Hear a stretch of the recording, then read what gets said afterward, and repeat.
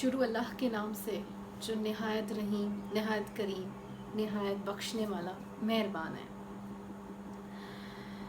السلام علیکم، امید کرتی ہوں آپ سب لوگ ٹھیک ٹھاک ہوں گے۔ جیسے جیسے ہم قرآن کی تلاوت کرتے ہیں، اسے پڑھتے ہیں، اسے سمجھتے ہیں، ان ڈیپتھ جا کے سمجھتے ہیں، کیونکہ عربی ہماری زبان نہیں ہے۔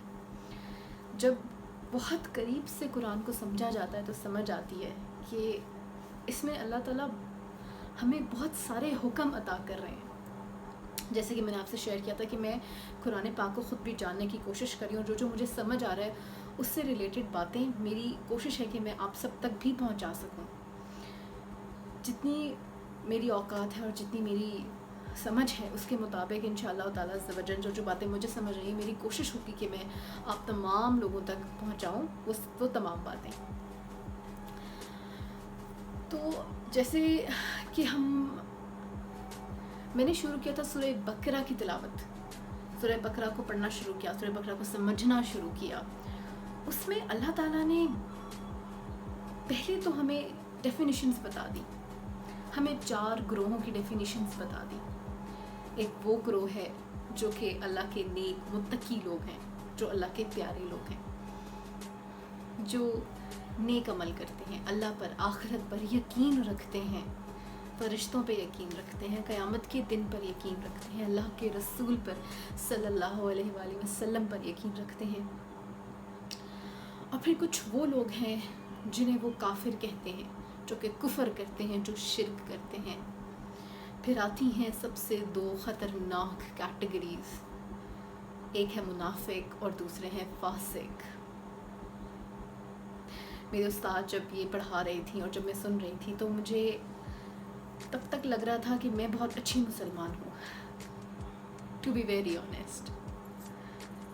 لیکن جیسے جیسے آپ قرآن پڑھتے ہیں، اس کی ڈیپتھ میں جاتے ہیں، اس کی میننگ سمجھتے ہیں، تو آپ واقعی ڈرتے ہیں کہ ہم اللہ کے حکم کو فالو نہیں کر رہے، جیسے اللہ تعالیٰ نے حکم دیا ہے چیزوں کو فالو کرنے کا، ہم ویسے نہیں کر رہے۔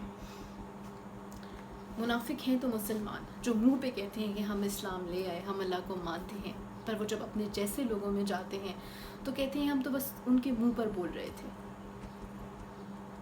وہ منافق ہیں، وہ دوگلے ہیں، ان کے دل میں کچھ اور ہے، ان کی زبانوں پر کچھ اور ہے۔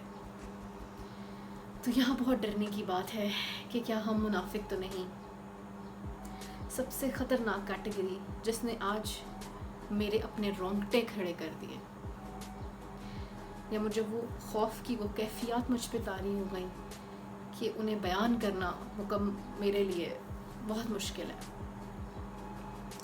فاسق وہ لوگ ہوتے ہیں جو ہوتے تو مسلمان ہیں، سب کچھ سمجھتے ہیں، جانتے بوجھتے ہیں، لیکن وہ گناہ جب کرتے ہیں تو اس پر وہ فخر محسوس کرتے ہیں، وہ شرمندہ نہیں ہوتے، وہ ڈرتے نہیں ہیں۔